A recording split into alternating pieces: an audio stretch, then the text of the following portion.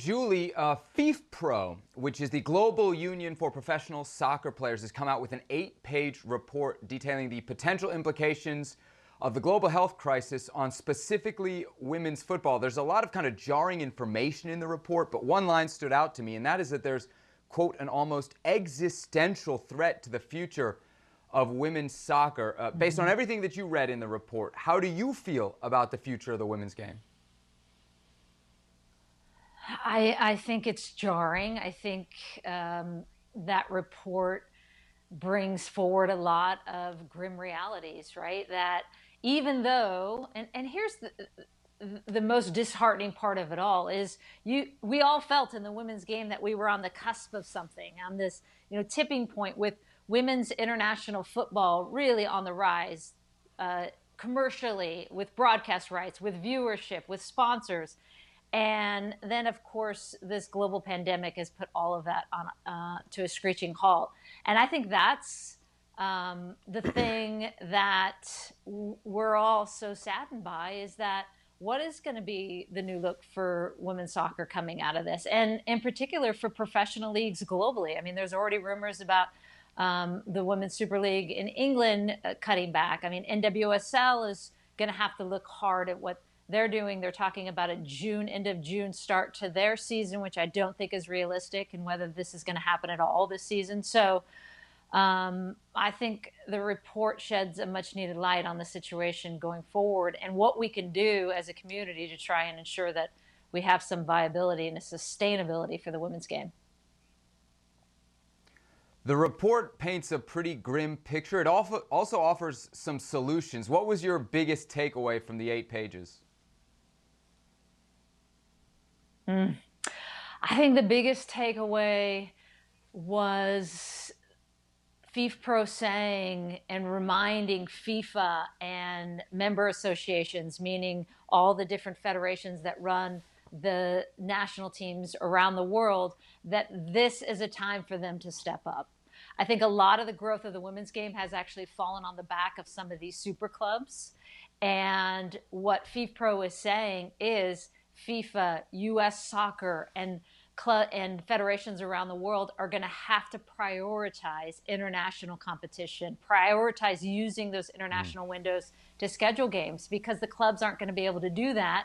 And what we know is in those international windows, it's increased visibility, which helps the professional leagues. And so that was an interesting take, I thought, as well. One of the things I took away were just, we said the word before, but staggering numbers. There was a survey in 2017, 37% of players in women's soccer reported being paid late. That was under normal circumstances, not pandemic. Something like 60% of professional women's soccer players earn less than a living wage. You get a sense of just how vulnerable, outside of what's happening now, the women's game, Julie, already was. Yeah, and those numbers aren't that staggering to me, Sebastian, because it's what we've lived, right? Which is, again, the most disheartening part, is you finally felt like you were breaking through with women's soccer, with more players under contract, with more support. I mean, just in the past, to get food, housing, and that support, a little bit of insurance, was considered a breakthrough. And now you were seeing players actually making salaries, making money. And where that's going to go when we come out of this is going to be very different. We know that, and we know that we've seen that on the men's side. And I just am super worried on what's going to happen globally to women's soccer professionally, given that it's so in the margins already. You mentioned the NWSL. NWSL currently in a training moratorium until May 5th. Real quick, Julie, let's change gears. U.S. Soccer Federation, a very, very dramatic couple weeks for what is U.S. Soccer. They've laid off employees. They've shuttered their development academy. Those that don't know, the DA was kind of the elite league for youth development soccer, both boys and girls across the country.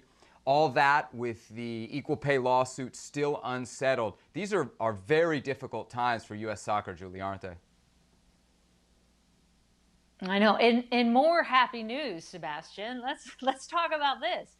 I mean, I've been talking to people at U.S. Soccer, and they confirmed if they were to go on as they had been, right, in a few years, U.S. soccer would be bankrupt. So think about that. And that's not even adding in the equation of the equal pay lawsuit. And so it is a scary time for soccer in this country, for women's soccer globally. And it's why I think it's so important that you have to prioritize going forward with what they're doing and what they're looking at.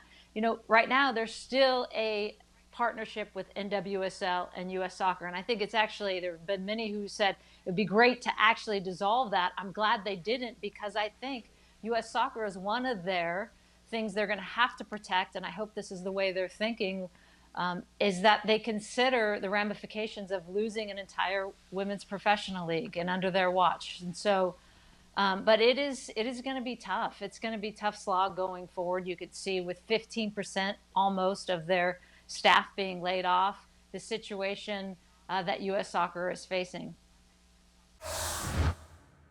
Well, thank you very much for watching ESPN on YouTube. For more sports highlights and analysis, be sure to download the ESPN app. And for live streaming, premium content, and let's not forget as well, ESPN FC 7 days a week. Subscribe to ESPN+.